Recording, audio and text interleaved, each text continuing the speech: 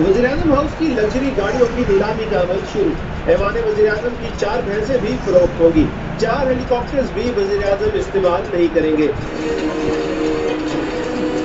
वज़ीर-ए-आज़म इमरान खान ने हुकूमत की बागडोर संभालते ही बचत पॉलिसी के तहत पुरानी गाड़ियों की नीलामी का ऐलान किया था।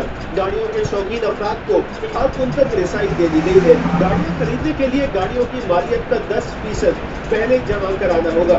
वज़ीर इत्तलात ने ऐवान वज़ीर-ए-आज़म में खड़े 4 हेलीकॉप्टर्स का भी मुस्तकबिल बता दिया। हफ्ते को आप सब लोग जो है वो इंस्पेक्शन कर सकेंगे गाड़ियों की।